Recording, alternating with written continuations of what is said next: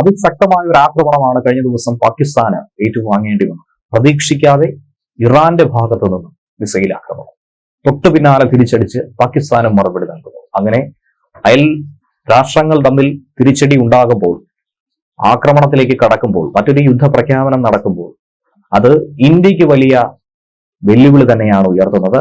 ഭീകരതയോട് ഒരിക്കലും സന്ധി ചെയ്യാത്ത നിലപാട് തന്നെയാണ് ഇന്ത്യ വ്യക്തമാക്കിയിട്ടുള്ളത്, പ്രകടമാക്കിയിട്ടുള്ളത്. അതുകൊണ്ട് തന്നെയാണ് സ്ഥിതിവിശേഷങ്ങളെ സൂക്ഷ്മമായി തന്നെ നിരീക്ഷിക്കുന്നത്.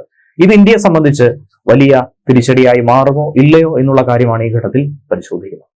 ഇറാനുള്ളിൽ തന്നെ മിസൈൽ ആക്രമണം നടത്തി പാകിസ്ഥാൻ തിരിച്ചടിക്കുകയാണ്. കഴിഞ്ഞ ദിവസം ബലൂചിസ്ഥാൻ മേഖലയിലെ ഇറാൻ നടത്തിയ ആക്രമണത്തിന് മറുപടി എന്നോളമാണ് ഈ നടപടി. അയൽ രാജ്യങ്ങൾ തമ്മിലുള്ള സംഘർഷത്തിൽ ഇറാന് ആദ്യമായി തന്നെ പാകിസ്ഥാൻ ഒരു മുന്നറിയിപ്പ് നൽകി. ഇറാൻ സമീപനം പാലിച്ച് മുന്നോട്ട് പോകണമെന്നും സംഘർഷ സാധ്യതയൊക്കെ തന്നെ ഒഴിവാക്കണമെന്നുമുള്ള ആവശ്യമാണ് പാകിസ്ഥാൻ മുന്നോട്ട് വയ്ക്കുന്നത്.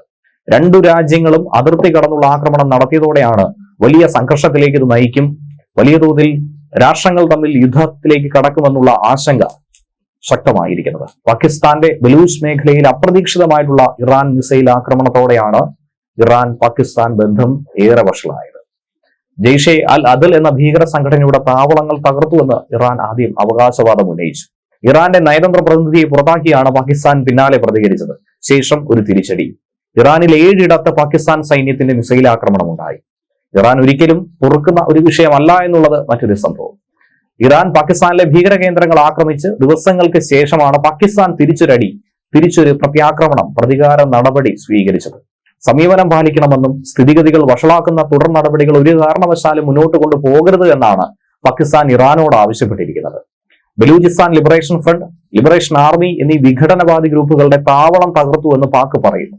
എന്നാൽ ഈ ആക്രമണത്തിൽ സ്ത്രീകളടക്കം നിരവധി സാധാരണ ജനങ്ങൾ, നിരപരാധികൾ കൊല്ലപ്പെട്ടുവെന്ന് ഇറാനും പറയുന്നു. ദേശ താൽപര്യം സംരക്ഷിക്കാൻ വേണ്ടി ഏതറ്റം വരെയും പോകാനാണ് ഇറാൻ നിലകൊണ്ടിരിക്കുന്നത്. ഇറാൻ പ്രതിരോധ മന്ത്രി മുഹമ്മദ് റൈസ ഇക്കാര്യം പറഞ്ഞതോടെ സംഘർഷം വീണ്ടും ശക്തമാകുമെന്ന കാര്യത്തിൽ ഒരു സംശയവുമില്ല.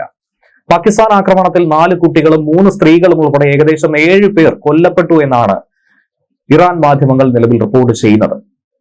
ഇറാനിൽ ഇങ്ങനെ സാധാരണ ജനങ്ങളെ കൊല്ലാനായി മറ്റൊരു രാജ്യം തയ്യാറെടുത്താൽ അത് ഏത് പ്രതികാര നടപടിയുടെ ഭാഗമായിട്ടായിരുന്നാലും അത് വെച്ച് പൊറുപ്പിക്കില്ല എന്നാണ് പറയുന്നത്.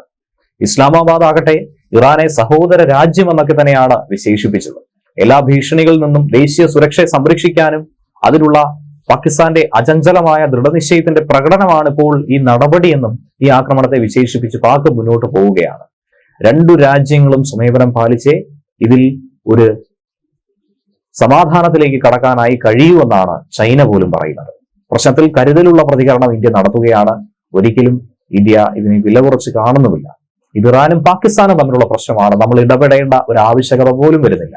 ഇന്ത്യയെ സംബന്ധിച്ചിടത്തോളം വിട്ടുവീഴ്ചയില്ലാത്ത നിലപാട് തന്നെയാണ് തീവ്രവാദത്തോട് സ്വീകരിക്കുന്നത്.